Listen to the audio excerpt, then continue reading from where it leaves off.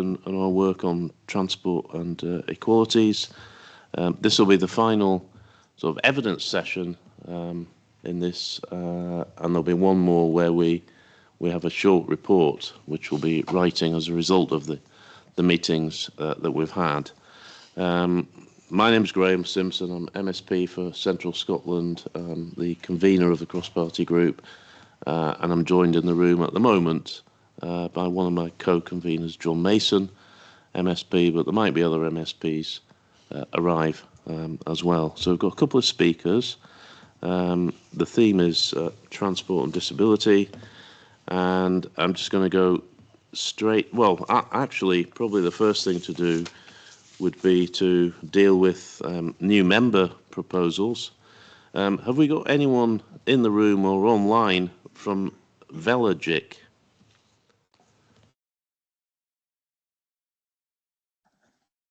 No. Small business based in the UK, but they operate the Glasgow bike share scheme for Next Bike. The normal procedure that we adopt is if they're not here, we'll tend to defer them to the next meeting. So nobody here from Velagic. What about Bike for Good? No. Okay. Well, yes, I'm here. Yes, Bike for Good. Hi, bonsoir. Hello. Hello. Who are you? I'm Greg, the CEO of Bike for Good and founder. Hi, nice to meet you all. Can you see me? Yes, there you are. Fantastic. Well, Greg, why don't you tell us all about Bike for Good, briefly? Yeah, it's a cycling organization, charity, set up in 2010, so 14 years ago in Glasgow, and we provide cycle training by maintenance. We have 2 workshops, and really our mission is to get people onto bikes and get people to cycling, really. And also training center, the only professional biomechanic accredited center in Scotland, SciTech. And yeah, we're all about getting people onto bikes. So I thought I need to get into the sustainable transport. I know it's about active travel as well, and yeah, to see how can we fit in. So yes, that's enough, or yeah? That's enough. Thank you. Yeah, okay. Nice to meet you. Yeah, you too. Maybe we'll come and see you at Bike for Good at some point. Please come, always come for a visit, please. Yeah, that'd be good. Right, so we're happy to have Bike for Good as members of the cross-party group. Yes, Thank you. Greg, you're in. Right. Yay. Okay, we'll move on to our first speaker, who is Hussein Patwa from the Independent. Hussein is an independent accessibility consultant. So, Hussein, you've got 15 minutes to tell us what you want to tell us.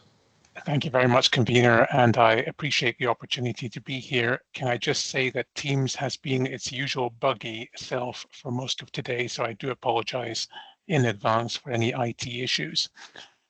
Can I also just correct a slight inaccuracy, convener? I wouldn't want to take credit for something I don't deserve, but given the term limits on non-departmental public bodies, my term within the Mobility and Access Committee for Scotland, and I know there are colleagues on the call here today from that committee, but my term expired in October 2021. I have seen email correspondence from some members, so I just wanted to put that on the record. But I have a very strong connection to accessible transport, as I'll come on to in a minute. So I'm Hussein Patwa. I've been an independent accessibility consultant now since 2011, advising individuals and small businesses on accessibility and inclusion, particularly with a focus on technology, transport, and inclusive comms. I was a member, as I said, of the Mobility and Access Committee for Scotland with the Scottish Government, and last year was also appointed onto the National Smart Ticketing Advisory Board. I'm an advisor to several transport operators within rail and air, and I've also volunteered in the fields of sight loss, poverty, mental health, and very recently was also appointed as a non-exec director of NHS Grampian, and I'm incoming chair of the Aberdeen City Integration Joint Board. And I mention all of that because transport is a common theme amongst all of them. It's an essential enabler for us. The golden thread that runs through all of what I've done is, of course, equality and inclusion. And despite what might be being said in some parts of the world, I believe that we are a stronger society for putting so much stock in it and valuing it as we do. And I appreciate, again, the opportunity to speak today and that you have specifically focused a session on disability. Convener, when you think of sustainable transport, most people will probably think about electric vehicles. First thing that comes to mind, decarbonisation, electric rolling stock, railway stations, bus, of course, and perhaps ticketing. And that is all good. And we have done good things in this area when it comes to equality. Although I do think, if I may just say so personally, that we have missed a trick when it came to electric vehicles by not fitting noise-making devices onto them. I'm personally a big fan of electric vehicles from a technology perspective, but as the saying goes, you fear what you cannot see. And that is the case for many visually impaired and, of course, other disabled people, particularly those who are neurodiverse. I'd like to think that the horse hasn't quite bolted and that there might be an opportunity to do something policy-wise on that, because they are becoming commonplace in our communities, and particularly for those who do want to move out and about in their communities on foot. In other areas, we have had a strong focus on equality around rail. The Minor Works Programme, Access for All, has facilitated great accessibility within railway stations. The Smart Ticketing Advisory Board, as I alluded to before, are currently working on the potential for an integrated ticketing solution, and presumably subject to what happens next May, convener, that work will continue, but that will serve as hopefully another enabler to get people onto public transport. In terms of bus, various disabled groups up and down the country have been working with individual bus operators to improve their awareness of disability issues and accessibility. Although I think there could always be more done in that space to create something that is more joined up and cohesive. And whereas we have also come a long way in terms of the involvement of lived experience in planning and in decision making, I think we still have somewhat of a way to go in terms of creating a culture of empowerment among staff. It's something which has been done to great effect south of the border, and that particularly has a role to play for ensuring disabled people are not left out during times of crisis and disruption. And unfortunately, as our weather degrades, arguably, convener, that is something which is becoming all too common. Unfortunately, that's where some of the good news ends. And what I'm going to say next is going to make for uncomfortable hearing for many of you, because it doesn't fit with the popular narrative, particularly from some of our largest research partners. And I would respectfully submit it doesn't fit with the word that comes from many decision makers, whether that's locally or nationally. And the title of this presentation was Equity and Sustainability, the moral case for individuals versus common needs. And moral is perhaps not a word, or morality is not a word that we hear very often. Certainly, many people would not associate morality with decision making, no matter what the level is nowadays. And I think it's something that perhaps does require greater prominence, because there are serious tensions coming up with respect to that. Now, the other strand of sustainable transport, of course, is active travel. And it was not a mistake on my part that I didn't mention this before. But this is where I think we are having some of the most difficult conversations as regards equality and equity.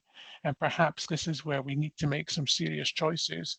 And those choices might not necessarily be the number one option for some of the groups that are proponents of sustainability.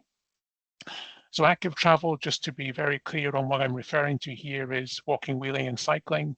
And of course, there is a large infrastructure ask that comes with that, and we've seen that in many of our cities and towns. I've been very heavily involved with my local council in Aberdeen around advocating equity and disability, particularly around local planning and infrastructure. And a large part of what we've been doing in Aberdeen is around promoting active travel. And for the record, I and the vast majority of disabled people absolutely support the concept of active travel. We all want a cleaner planet. We all want healthier living. We all want to breathe healthier air, and we all want to reduce deaths on our roads. Unfortunately, that's where we appear to divide, because it's the how we get there that is now causing serious tensions. And I will give you an example, and I'm going to be, perhaps rather unusually for me, for those who've heard me speak before, quite blunt on this. And I just want to be very clear that this is not about pitting one group of people against another. I use the word moral very deliberately, because I believe this is where we have to start having serious conversations about what we want to do and what we need to do, and what exactly we intend by saying that we want an equal society where disabled people, just as anybody else, can achieve their human rights and prosper. So some of the most difficult discussions around active travel have taken place around the implementation of cycle lanes and floating bus stops. If you speak to very many of the third sector organizations that support visually impaired people, those with a hearing impairment, and others, they will tell you that it's not the concept of cyclists or other road users that is the problem. It is how we create infrastructure that meets the needs of a disabled person. And I'm going to use a very, very specific example that probably is being replicated right across the country. And that is around a city street environment. I'd like you to picture having a street with pavements on both sides. Perhaps you then have a cycle lane. Absolutely perfect. I have got no issue with cycle lanes. And maybe then you have these floating bus stops, which are now popping up all over the place. And some of you that are familiar with Glasgow will know exactly what I'm talking about. Some of you who may be familiar with the Leith Walk area in the capital will probably know what I'm talking about. But for those who perhaps don't, and I'm aware this is being recorded, so for anyone watching afterwards, essentially this is a bus stop which is not on the pavement. In order to get to it, you need to traverse the cycle lane. And this is where we run up against a rub. Because I like to think the best of people just as anybody else does, but we all know with road drivers, there are always going to be some that are not as responsible as we want them to be. And I have yet to be convinced that that is not the same of any road user, whether that is pedestrian or cyclist or driver or anybody else. Some of you will know the scourge of Deliveroo and Just Eat and so on, whereby scooters have now become the tripping obstacle du jour in many of our city centres, and that is only going to get worse as time goes on. So how do we resolve this? Well, one of the simplest ways is something that we've had for decades, and that is the signalised crossing. And this is where we run into the difficult conversations with local authorities, because they cost millions of pounds. I did have a figure, but I don't have it to hand. And with the best will in the world, local government does not have the funding to do this. It's very much on the would nice to have list rather than the essential. But what all the research tells us is if you create an inaccessible environment, the perception of that inaccessibility is going to be just as disempowering as reality. If somebody doesn't feel that they will be safe in their city centre, they will not go. And third sector does not have the capacity to provide the confidence training that is necessary. So the burden of this, I would respectfully submit, falls on the infrastructure. Now, unfortunately, or should I say fortunately, there is a way around that as well. And this is where another tricky concept, which is needs versus wants. If you're a cyclist, and I was one up until the age of 17 when I lost the visual ability to cycle, so I remember it very fondly. and I'm still a very keen tandem cyclist. And I mention that again just to show this is not an us versus them conversation. But the vast majority of cyclists are, in my experience, are fit and able, and they have a choice as to which route they take, generally speaking. The vast majority of disabled people will not have that same choice. Many of their wayfinding will be through trained routes using specific landmarks, and that is done specifically to allow them to orientate and also to be safe. So do we create a situation where we fit the need or the want for sustainable transport versus the need for pedestrian safety? Or do we compromise and say that those who perhaps are able to take alternative routes, perhaps we don't need these floating bus stops in every street on our city? And that is the balancing act that we don't quite seem to be able to do at the moment. And I will reflect on this personally by saying I think it's because of the glut of public funding that is currently going into local government, quite often with strings attached that essentially says, we will give you this pot of money for you to implement sustainable transport measures. And you can do whatever you like, but you must have active travel in there. And it's an easy solution for a local authority to say, well, we haven't got the money to put in the accessibility we would like, but we would quite like the national funding, thank you very much. So we'll put this in, we'll hope for the best, and we'll maybe come back to it in a couple of years' time to see if there are any negative adverse effects. We all know from the COVID pandemic, it doesn't take a long time for people to not be able to use their city centre spaces, to not be able to socialize with their communities, for those impacts to become far more long-lasting, both in terms of physical health and mental health. I'm aware I'm up against a clock, convener, so I won't be too much longer. But that was really the example I wanted to leave you with. It is a moral conundrum. It is a financial conundrum, but it is one which as a country, I think we need to take a stance on, because the equality isn't going to go away, regardless of the technological innovations that we have. People are people. If we were having this conversation 50 or 100 years from now, technology might well have been able to solve some of this. We might be very different as humans in that time. But we are in the present, and we are dealing with a wide age demographic. People can learn new tricks, but equally we have a large percentage of the disabled population who have grown up with skills and techniques on how to navigate their city centre spaces. And whereas it's very welcome that, as I said at the start, there is some great work going on to promote equality in some parts of sustainable transport, the active travel bit, which is the bit which is now receiving the most public attention, and I haven't got the funding figures in front of me, but some of the numbers I've heard are quite astounding as to how much we're spending on this, and rightly so. As I say, I completely support that agenda, but it has to be done in a way which is sustainable in terms of equality, as well as sustainable in terms of climate. There are several decision-making leaders here today that join us, and I thank you for your interest. And from what I've been able to tell, there are also representatives of organizations that are quite active in the active travel space. And I think we have a great deal of commonality here. Although what I've said probably sounds as if I have quite a dim view of cyclists, for the record, I don't. I think we can get on well together. I think we have a lot of shared aims and objectives.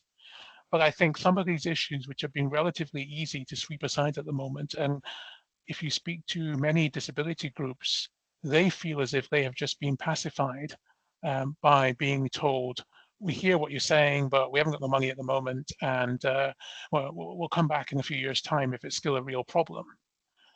I would respectfully submit we haven't got time to wait to see if this becomes a real problem, because it's becoming a real problem now.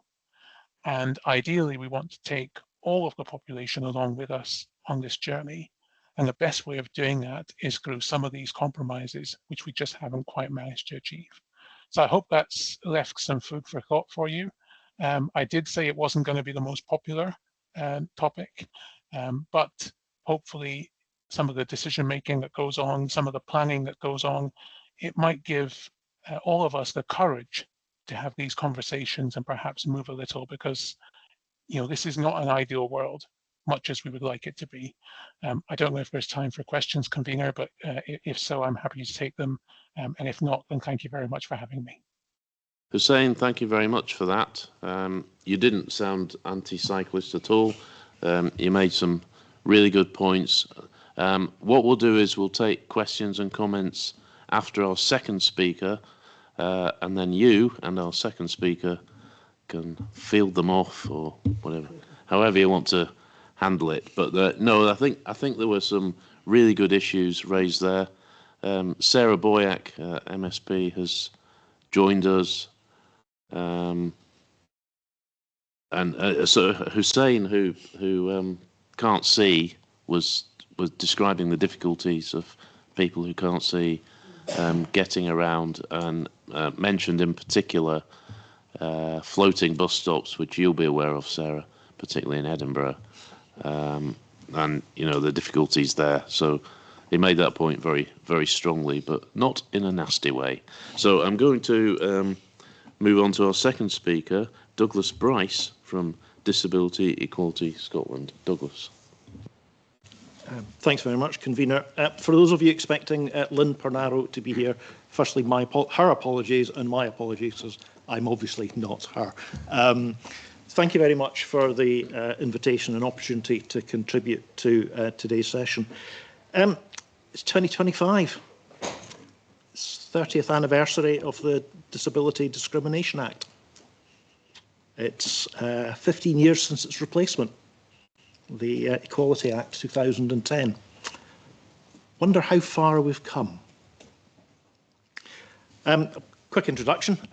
Disability Equality Scotland, we're a membership organisation, pan-disability, we're national, we're not just one area, we're across Scotland. And we subscribe to the social model for disability. So that's something about us. In terms of disability, a bit of a context. So there's about 20% of people in Scotland are disabled. And I've been thinking back to the last 3 meetings that I've attended. So women in transport, children, young people, transport and poverty, all important, all involve disabled people. Don't think we mentioned them at all or took them into consideration when we were discussing. So everything that this committee, cross-party group, discusses, there will be a percentage of disabled people as part of that. Why is it a priority for disabled people? We do quite a lot of surveys. We are a membership organisation. We go out, we ask our members what they think about things. And for those of you that can see the slides, accessible transport is the #1 area of concern and interest for our members. 96.7% of those people that responded to the survey, that's big for them. Any time we go out and do a survey on transport, it is probably the biggest return that we get, so hugely important. Inclusive communication came in at #2 in our survey last year, and I'll maybe come back to that in a little while. And also training and development for organisations to become more inclusive, 89.7%. 2 or 3 years ago now, we were asked by Transport Scotland to review where we were with the Accessible Travel Framework. Now that, for those of you who don't know, that came into being in 2016 under a title of Going Further, and its purpose was to support disabled people's rights by looking to remove barriers and improving access to travel, and ensuring disabled people were fully involved in work to improve all aspects of the travel. Their vision, if you want, or its vision, that all disabled people can travel with the same freedom, choice, dignity and opportunity as other citizens. Again, we might want to just reflect how far we've come with that. As part of that review, we kind of unashamedly used the lived experience of our members and the testimony of disabled people across Scotland. to consider the impact, priorities and changes to experiences of travel since the Accessible Travel Framework came into being. I'll save going through the 139 pages of very good text, I have to say. If you do have problems sleeping at night, it is available on Transport Scotland's website. It's riveting, as all these reports tend to be. But the good news is I won't go through it. We whittled things down to 16 key findings across 6 key themes. And maybe if we go to the low number, the 6 key themes, I might keep you with me for the rest of this this presentation. So, as you got there, consultation data, there was a general lack of information that we could find in order to actually come to some conclusions. Therefore, we need to actually improve our collection of data, both qualitative and quantitative, and not forgetting that lived experience of the people at the centre of this. Is it making a difference and an impact to their lives? In terms of that future planning, we suggested that one of the criticisms in the past had been that Transport Scotland had adopted a bit of a smorgasbord, perhaps, type of approach, and certain things had been done and there were improvements recognised, but not all the way across all the areas contained within the framework. So we suggested that perhaps moving forward, it was let's look at improving things across the board rather than picking and choosing elements. Also, the future delivery plans should have clear set indicators, and these should be communicated publicly, which goes back to collecting the data. Why would we collect the data? Well, what are we going to do? What's the outcomes? Let's try and look at collecting the information, the data, to ensure that we either achieve what we set out to achieve, or recognise where we haven't achieved, but perhaps why we haven't achieved things. In terms of communication, it was recognised that really there should be a prioritisation of inclusive communications for all projects and extend that support for inclusive communication to transport providers as well. And we can come on to that a little bit later. Going back to one of the top 3 things, I think it's slide number 2, that our members were very interested in, was that a recommendation that all members of customer-facing transport staff working within accessible travel should receive disability equality training as part of their job, delivered by disabled people. But it's not just them, they need support, so that training should also be cascaded down to those working underneath them. So it's not just the bus driver, the train driver, it is those in the operation room as well that require that. Number of things that, and it's just a reflection of the time, and time moves on, that there were a number of things that probably weren't really around as such when the Accessible Travel Framework came into being. And we've already heard about active travel, sustainable travel. Those are important to disabled people, but weren't really contained within the original Accessible Travel Framework. Equally, and particularly around COVID, but not exclusively, clear pathways and street clutter. If we're talking about travel, it's not just the bus, it's not just the train, to use those examples. It's how do you get there? And it's a bit of a challenge if you can't actually get to the train station or the bus station because of that street clutter, because of the local cafe or the pub putting their tables out on the pavement. I think Hussein or somebody mentioned, yourself, convener, Leith Walk is probably a prime contender for street clutter. Wander down there. So what is accessible travel? And I'm looking for people probably to add into this as well. It's not just about sorting out buses. It's not just about sorting out platforms and level boarding for trains. It's how do we dovetail everything that's up there on the screen right now. So It is about buses. It's about it's about taxis and accessible taxis, particularly in rural neighbourhoods. It's about trains. It's about ferries. It's about community transport that was never mentioned in the original accessible travel framework. Yes, it's air travel. It's that transfer between modes of travel. You know, what's the point in going to get the train if, when you get off the bus to get on the train, you can't actually get into the station or change platforms? And some horrendous stories of some of our members embarking on a journey and then having to do a U-turn and go back for that very reason, that they just couldn't transfer from one mode of transport to another. It is about wayfinding, and I have to say, well done to Transport Scotland looking at some of their review of their Travel Line website and also app, engaging disabled people right at the outset and also on an ongoing basis to test things. Do things work? Is it the right colour? Is it giving them the right information? Real solid stuff like that. It is about clear pathways. It's about inclusive communication. Blue badge schemes. We've mentioned floating bus stops. Bit of a bone of contention. Some like them.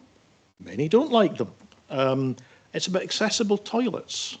It's about changing places. It's about thistle assistance. It's about hate crime. It is about active travel, sustainable travel, and as we've highlighted, it is about training and development as well. It is about dovetailing all these things together to make that travel as successful for a disabled person as we possibly can. And who's best to integrate these things together seamlessly? Not looking for an answer. I'll just float that one just now. I think there's nothing better than listening to the people that really matter. So the view of a disabled person. Transport services, travel support and assistance, which allow individual disabled people to travel independently without the need for a companion or without having to notify members of staff hours before they travel, would be viewed as a true success for the accessible travel framework and an improvement for disabled people. I wonder how successful we are at that today, 30 years after things came into force, 15 years after things came into force. Very quickly, because I've been asked to just plug something else in here, a little bit about hate crime as well, because that was part of it. It's not just about the travelling, it's about travelling safely for disabled people as well. So what's a hate crime? You can read as well as I can. Any crime which is perceived by the victim or any other person as being motivated wholly, partly by malice or ill will towards a social group. Sounds like a lawyer's written it or something like that, doesn't it?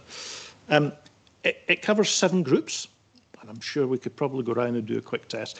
I won't do that. It's disability, strangely enough, race, religion, sexual orientation, transgender identity, variations in sex characteristics, and age as well came in April 2024. Some examples of what might be a hate crime. So verbal abuse, harassment, physical attacks, threats of violence, abusive phone calls, online abuse, graffiti. And so what's it got to do with transport? Some of our research, when we asked our members about their experiences, they said 50% were worried when they travelled on public transport, because that's when, for them, any hate crime occurred. 44% said they were worried about it happening on the way to, travelling to wherever they're, to get to the bus station or whatever. And 6% were worried about it happening once they'd reached their destination. In terms of, thanks. So what's it all about? This chart I've put up really shows a couple of things. the big solid line that I put in there, my apologies to Hussein on this one, is disability hate crime. It's growing. It's grown every year for the past 10 years that they've collected data. And this data is from the Crown Office and Prosecution Service. This is number of charges for hate crime. It's increased 22% over the last 12 months. That's why disabled people are concerned. And against this, some 97%, we think, instances of hate crime are not reported. So that hardly anything there. But disability is the third, currently, according to these figures, the third highest ranked disability characteristic. Give me a minute, it's okay. What are we doing about it? Congratulations! I'm going to name somebody on the that's online in a minute. We currently have 26 transport providers signed up to the Hate Crime Charter, which we've developed in conjunction with Transport Scotland. Our latest signatory was City Cabs in Edinburgh just a couple of weeks ago. And all those signatories to the hate crime have signed up to a zero tolerance approach regarding hate crime on their services. I'd also like to, Olivia, I've seen you online, so stand up and be counted here. Congratulations to ScotRail, Olivia from Lothian Buses, and Stagecoach as well, who have piloted disability hate crime for their staff and really are trailblazers in that respect. I have to say those three are the exception rather than the rule within transport providers. And to be fair, the funding for that has very much been on a pilot type basis rather than regular. Perhaps something that we might want to come back with. I should also say that the charity I Am Me does quite a bit of work in this area as well. So hopefully to open up the discussion a little bit, towards more accessible transport, what could we do? And maybe a focus on accessible and sustainable transport for all disabilities. We've chatted about the training that we think could probably help. Inclusive communication. How good are we really at that? How effective is that board in the station for the person who's blind? How effective is the announcement at Waverley Station, because we're in Edinburgh, for the person who's deaf? You know, how do we include more and take people with us when we're looking at it? And I'm getting a cough here. And lastly, what comes after the Accessible Travel Framework? That will run out in about the next 12 months. Is it Accessible Travel Framework 2.0? Does that disappear and it's part of the National Transport Strategy? The Just Transition Plan I saw was launched, the consultation for that I think was launched earlier today, and that's talking about the draft vision. By 2045 we'll have a net zero, sustainable, inclusive, safe and accessible transport system. 2045 seems a bit long for disabled people to wait for an inclusive, safe and accessible transport system, but that's perhaps just our members' view. Thank you very much, Convener, for giving me an extra minute or two. Okay, thank you, Douglas. I gave you a cough because I've been coughing all day, and not because you were taking too long. But thank you to both speakers, and I'll just open it up for questions and comments. If you are online, put your virtual hand up, and hopefully I'll see you. And if you're in the room, put your actual hand up. And anyone who I call, if you could say who you are and where you're from. Right, there's a few hands in the room. I'll go to them first, and then I'll come to the online ones. So, yes. Thank you, Convener, and to both our presenters. I actually like... Oh, I'm sorry. Yes, my name is Aaron McHale. I'm an independent on the group. And I actually, Hussein might remember my name because we go quite far back to when we were both much younger, and we were part of RNIB's Youth Forum. For me, as someone who has lived my whole life with sight loss, the group might remember when I spoke a couple of sessions ago about my experience of being totally reliant on trains and to both work, see family and friends. And I think we've talked a lot about, there's been a lot of talk about integrated ticketing, but as somebody who receives concessionary travel, for me and for, I suppose, many other people with sight loss, integrated ticketing doesn't really matter as much. But I think something that does and probably hasn't been talked about as much is the assisted travel services, because right now it is every operator is responsible for running their own assisted travel services, and what that means is you have a patchwork of different levels of support for somebody who is transferring, because most journeys probably don't start and end on the same mode of travel or even on the same operator. You could be transferring between two bus services, and our presenters have talked about that. And for somebody who is blind or partially sighted, especially if they're going to somewhere that they've never been before, having to figure out what the operator is. The operator might publish information about assisted travel, it might not. And so, some kind of joined up approach when it comes to assisted travel services, whether that's, an information line that can help you organize that, and that could even include taxis, I think could be really valuable for people who are, who have disabilities.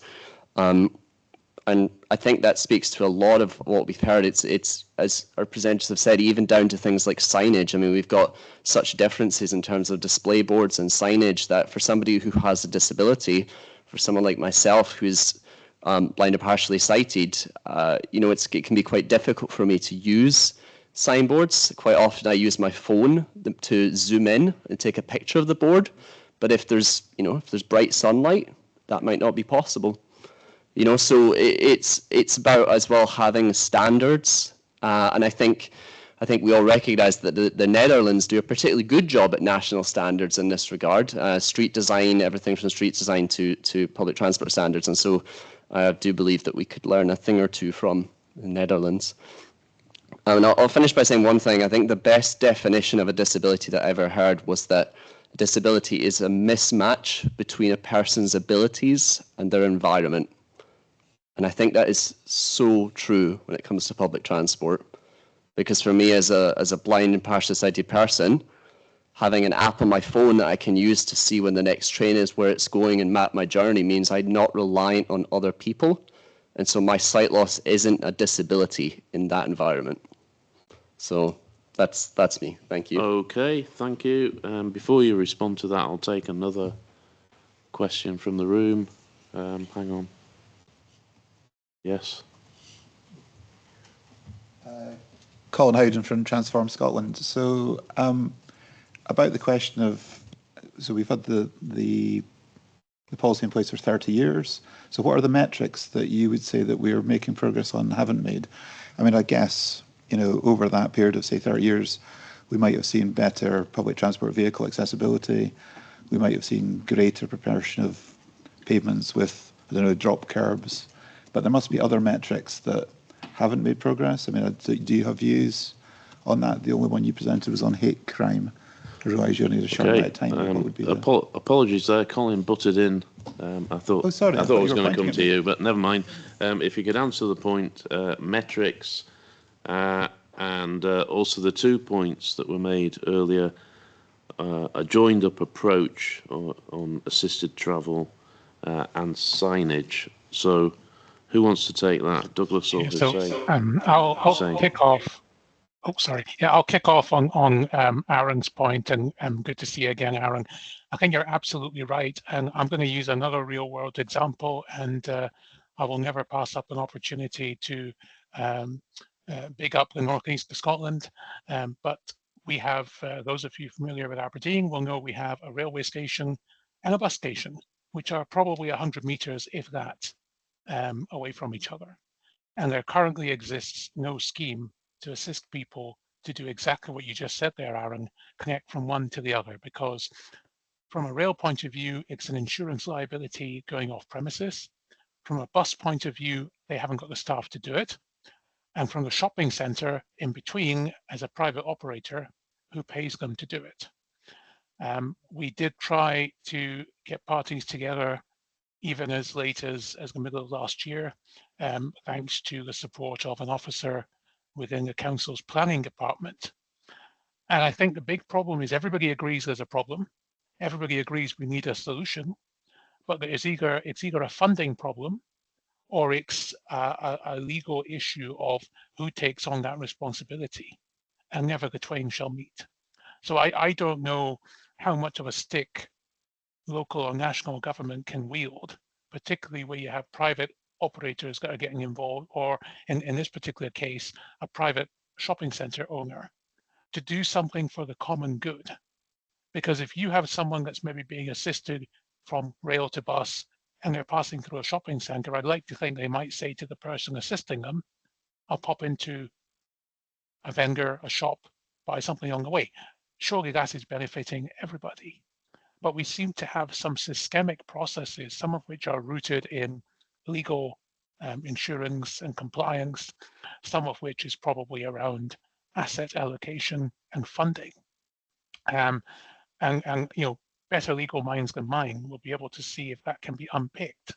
But that increasingly seems to be the hurdles that common sense doesn't always fit with what we have on the ground. And you know, as they say, you know, talk is cheap.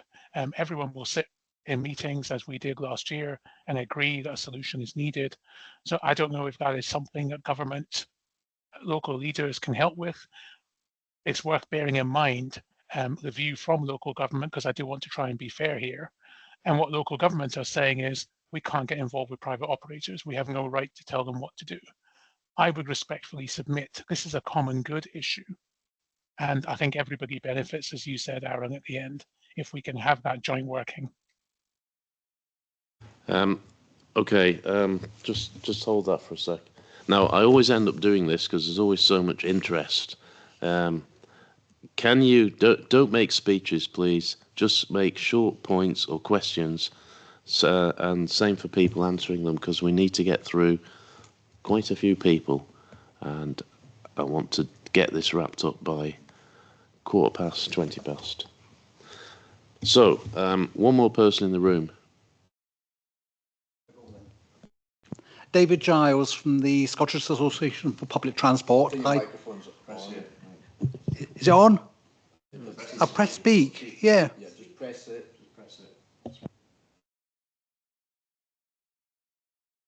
It was a red light, yeah, it came as a red light. Is it not working? Oh, it's working, yeah. It's working, right, very well. Sorry, two very quick points. One of the disadvantages of being here in person is I can't do a screen copy when somebody says something. Would it be possible for Douglas's slides to be sent round after? We're going to share the slides. Yeah, fine. Other question for Hussein. Concrete examples are good. I like the example of Aberdeen bus station and railway station. Thinking of floating bus stops, does he know of any sources of information about alternatives to floating bus stops? Because Stirling has just gained floating bus stops as a result of a number of cycle tracks being put, and I can see the problem there too. So does he know of anywhere to go and look and see? Are there manuals of street layout or anything like that that help with alternatives? I'm mindful of the convener's gentle guidance. TfL did some research last year. They are actually in the process of seeing if they can roll back some of their floating bus stops because they realize some of the challenges. And Living Streets came out with a very interesting report as well that highlighted those challenges. In terms of having a floating bus stop that is still a floating bus stop, but that is just done differently, I wouldn't know personally. But I think people are now starting to see that there is potentially more harm than good that comes off them. Okay, thank you. Do you want to answer Colin's point? Metrics.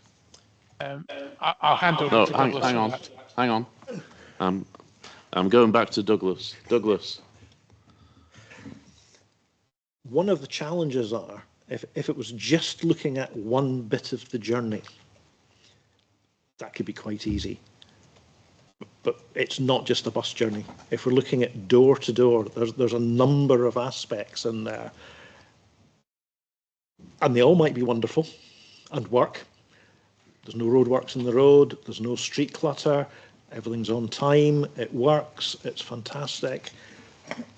But another journey, one aspect might not work, and if looking at a metric could say the whole journey is horrendous, even though other bits were quite good. One of the things we floated with Transport Scotland was whether it's possible on the new app for some sort of immediate feedback on the phone. So if somebody's using their app to travel, and that could be including blind people as well, navigating, is it possible to have some sort of immediate feedback on each bit of the journey, if that makes sense?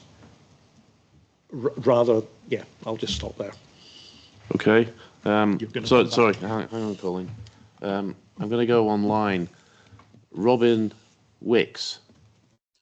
Good evening, everybody. I'm Robin Wicks. I'm representing Edinburgh Access Panel. Here's my question. Given the issues around floating bus stops, floating parking, etc., and according to Sustrans Walking and Cycling Index for Edinburgh, the number of people cycling has reduced in the last 2 years, and the number of people driving has increased, and that's despite the large amount of money being spent on promoting cycling. So there is a school of thought that it's throwing good money after bad to continue promoting cycling. And I just wonder what the proponents of active travel think about that view. That's a controversial view, but we're here we're here to hear from everyone. Hang on, there's a lady at the end who's itching to get in. If you could say who you are and where you're from. I'm Kate Joester from Living Streets. I think it's interesting to note that for the most part here, we are talking about not disabled people versus active travel, but disabled people as active travellers, as pedestrians, as walkers and wheelers. And when we think about active travellers being cycling, we do an absolute disservice to the fact that 25% of journeys are walked, 2% are cycled. And when we talk about money being thrown at active travel, actually what's happening increasingly is that money is being thrown at capital spend for infrastructure, and that's overwhelmingly things like cycle paths. When we talk to the majority of active travellers, that is normal people walking and wheeling, what they are saying is they just want snow cleared. They just want leaves cleared. They just want basic pavement maintenance. They want somewhere to sit down, and they want accessible public toilets. These are critical active travel infrastructure, which is particularly important to disabled active travellers. And they are not conceived of in the way that we talk about sustainable transport, but in particular active travel. We also, when we think about legible streets, which is a particular issue for, well, actually a particular issue for people with sensory impairments, but also for people with learning disabilities. So signage and consistency, and I think consistency is an absolutely huge part of making streets accessible, because you need to be able to expect that you will be able to manage when you get to a place. And if you are non-disabled, you can usually make that presumption. For a disabled person, that presumption is not available. So yeah. And a bit of a techie point, but capital spend is not where it needs to go. We need to get our streets cleared. We need to fix potholes. We need to fix trip hazards, and we need to think about walking and wheeling. So are you agreeing with Robin's point that we spend too much on cycling? We spend too much on driving. And again, disabled people are more likely to walk, more likely to use the bus than non-disabled people are. For example. So no, let's not make this a war of different active travel modes. We spend too much providing driving space and parking space. Let's talk about taking some of that to making radically accessible places for walkers, wheelers, and also for cyclists. Douglas. I'd also say I think you're doing yourself a disjustice, an injustice rather, in terms of some of the work. I think is it Robert Wheatman? Yeah, that was my colleague Robert who did that report. Yeah. Round curbs and particularly floating bus stops as well. Yeah, his big report was last year. And yeah. I know he's seen some data, I think, from Canada to answer one of the previous questions, and it's genuinely some very interesting work. I also thought there was some fascinating work from guide dogs who were using heart rate measurements to measure the stress of visually impaired people interacting with floating bus stops, which I thought was a fantastic way to measure the very, very concrete impact on some of our most vulnerable street users at those kind of intersections. I think that was really innovative, and we could start thinking about those as metrics. Okay, thank you. Anyone else in the room? Sarah. Yeah, apologies for being late, but I wanted to hear the discussion. I wanted to speak before 8, so it's worked out really well for me. I had a couple of thoughts. One is about listening to the presentations. How do we can make recommendations here? So how do we make recommendations that will actually change things?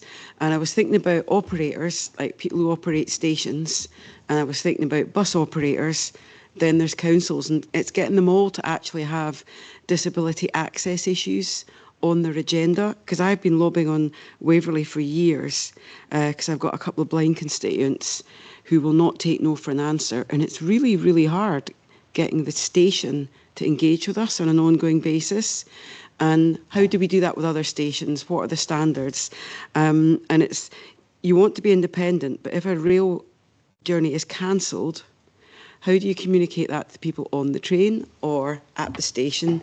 And having been temporarily disabled by a broken ankle for the last few weeks, when you don't know where you're going in a station and it's last minute, I've been going on and off trains, and you know, I'm totally aligned on all this, and it just hasn't worked for me. I've been really surprised at how useless it is sometimes.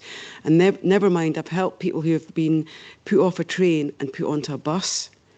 And that was a nightmare for that person, because she was meant to get support, but it didn't turn up to the train. So there's something about making all of this work. And then the other thing, we were debating at the Net Zero Committee last week, the bus passes for disabled people, older people and under 22s, because there's a huge amount of money gets spent.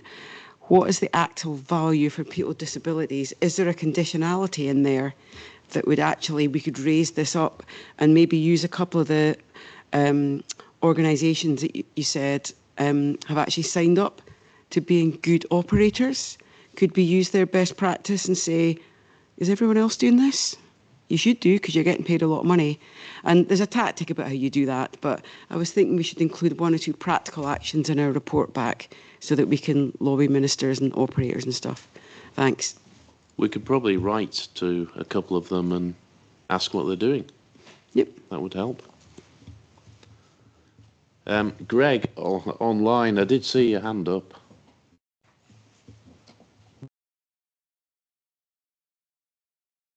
Yes, I wanted to give a perspective on the floating bus stop and the kind of solutions, but I think, like as the commander saying, we want to keep it quite short and fast to finish a quarter past. So I don't think we'll have time for that. So I wonder who could I communicate to my ideal solution, or is anybody I could communicate to, rather than to try to explain that online just now, you know?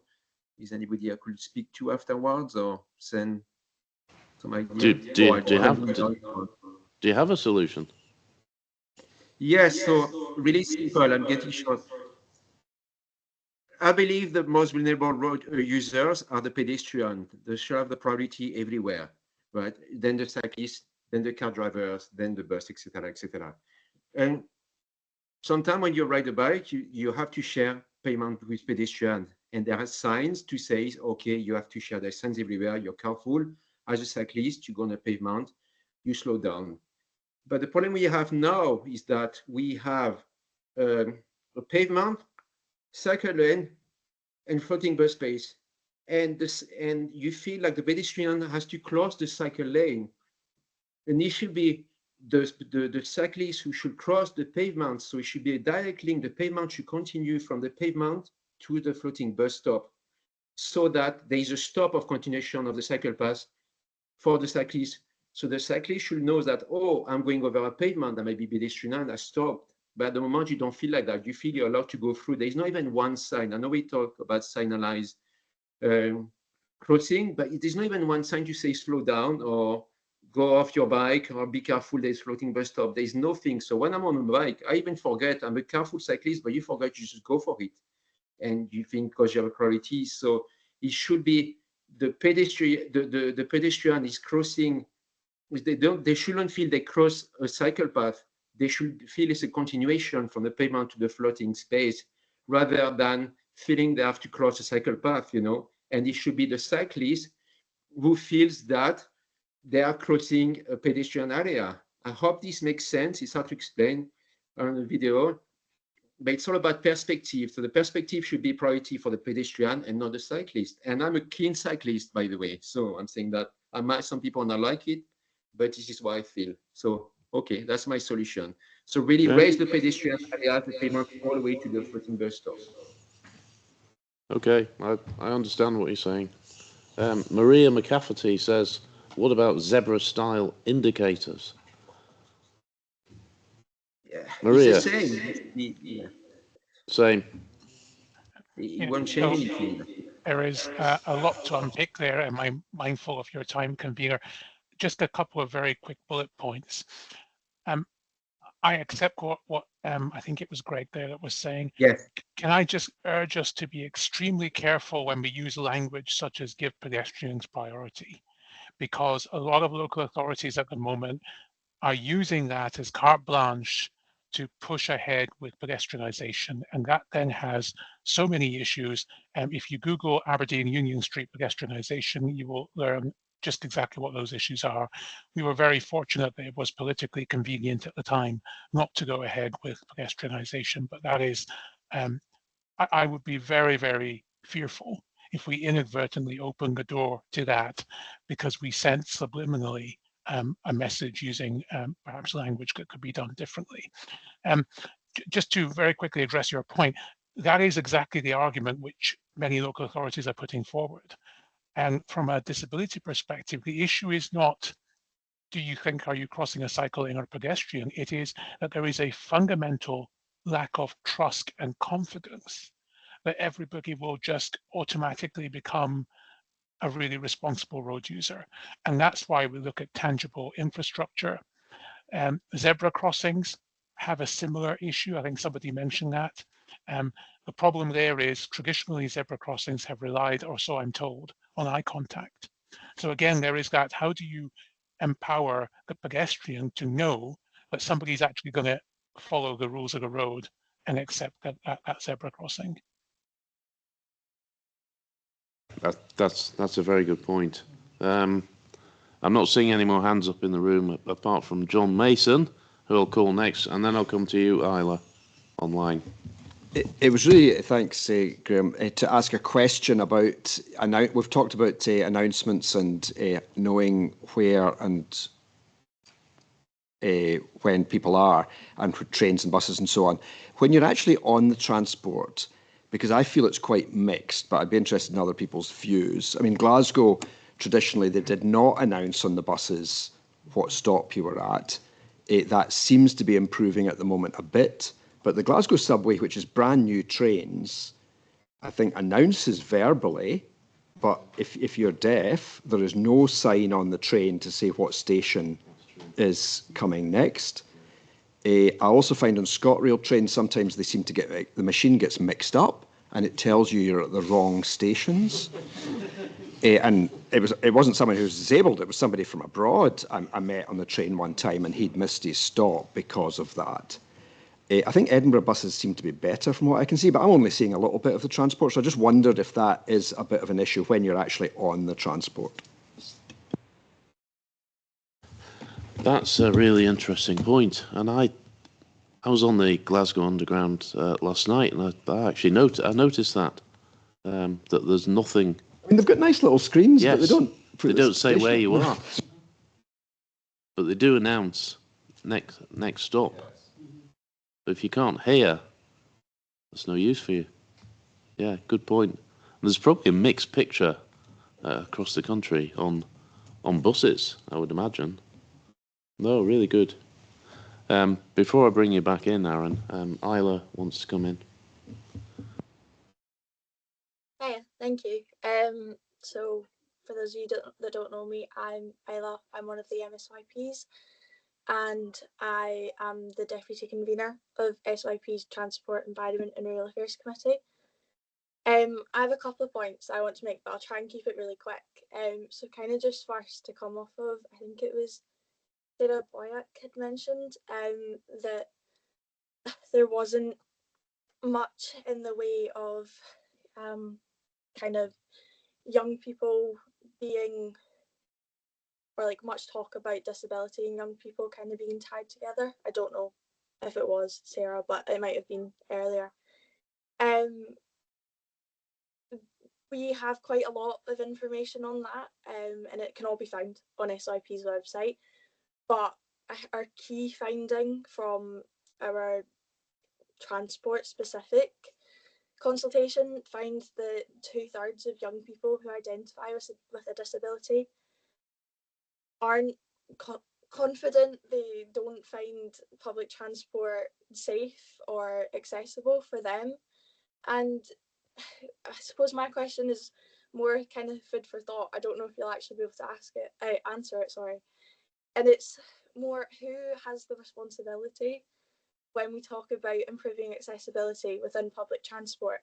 Is it the Scottish Government that should be enforcing things, or is it our transport companies and kind of our stakeholders that should be taking the initiative to improve accessibility? Because we've got these issues that have been mentioned all evening about people struggling to get on to the transport itself. And then a big problem that we find for young people is the cost of transport. So a huge thank you to Sarah, who's submitted a motion to Scottish Parliament to help us with our work in improving that. So yeah, my question is just who do you think, who does the group think has the responsibility there? Anyone know? Well, it's a good question, Isla. We need to find out who is responsible. So we will. Before we write this report, we need to find out. Aaron.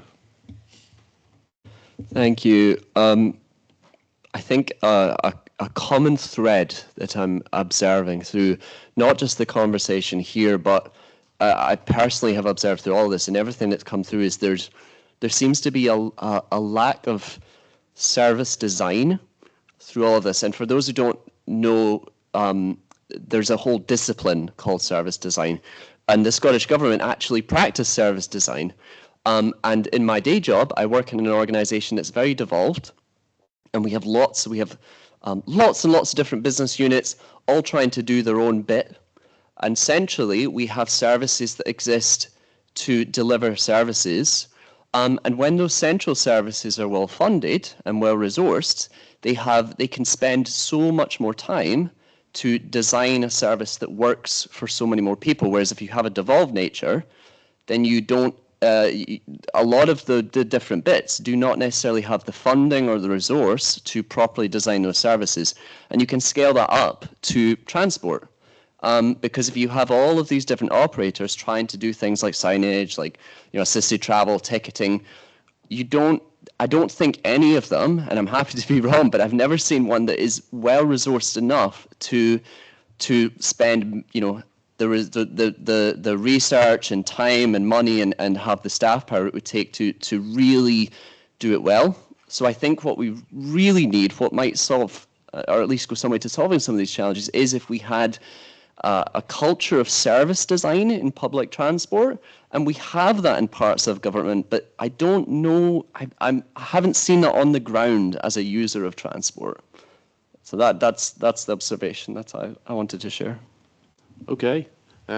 Is there anyone online that I've missed? I see SPT have just answered my question. SPT. They will be installing more on the screens. Oh, there we are. I'm going to read that out. And it's Andrea. Andrea from SPT. The screens on the trains will give more information as we complete the next stage of modernisation. We're currently installing a new signalling and comms system. which is required before the screens and announcements become fully automated and hopefully makes life easier for all users. Very good. Andrea, when is that going to happen?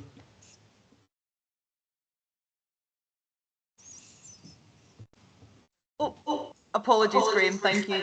At the moment, we hope that would be in place. It's not going to be instant, sorry everyone, but probably by summer next year. We will be more or less complete with modernisation at that point. We might get it in a little bit sooner than that, but I'm going to go for a longer length of time rather than build up hope. That's okay at the moment. It sounds like a long time, Andrea. Why can't you do it faster? I would have to go back and check. I know that the aim is that we would have hopefully platforms, green doors, etc., right, all in place by that point as well. But from the schedule at the moment, there's still quite a lot of work to do, and it all has to be fully tested and automated together. Okay, well, it's not but your if fault. I get any updates, I'm happy to share with the group. Please. Will do. It's a missed opportunity. You've got these great new trains underground, and yeah, there's something missing. There is, but we're getting there, I promise. We're getting there. Okay. Thank you. Anyone else who wants to say something? Anyone online? No? In the room? Yes. Just very quickly, Robert McBean from Sustrans. Just want to pick up on something that Aaron was talking about service design and what we would probably call co-design or co-production, particularly of transport projects. We've found that a number of large projects, for example, Sighthill Bridge in Glasgow, or the stuff we're doing street design in Winchburg at the moment, when we've gone out and we've engaged and involved various groups within the communities, including disability groups, and actually at the very start of the design, the very start of the concept, why it exists and what we're doing, we tend to get some really good, strong results around accessibility and safety in those spaces as well. Quite often that work is done through access panels. So my question for Dougie is obviously your access panels are part of the responsibility that you coordinate. And I'm very interested here, what role you think access panels could potentially have? Because I mean, they were set up by Michael Forsyth, again, 30 years ago, when he was Secretary of State, according to your website anyway. And, you know, they've been around for a long period of time now. There's a huge job to be done across co-production, designing, and making sure that transport infrastructure, whatever type it is and wherever it's going, is accessible and safe for people. What can we do about the role of access panels? Is there any plans for the future? So if you can answer that, Douglas, and give us any final reflections on what you've heard, and then Hussein, if you can sort of summarise what you've heard, final thoughts. So Douglas first. We've mentioned funding and support on a number of occasions. Fingers crossed we'll still be alive and kicking and operational on the 1st of April, including access panels. It's how charities work, isn't it? We're at that stage in life. But it's a great question, but happy to help, genuinely, however we can. It also gives me the opportunity to kind of segue into, there was a question about what can we do about stations and things. And in terms of the design, we're looking for ways to include disabled people. Imagine if we started out doing some of these projects, designing them for disabled people. Who would we exclude if we did that?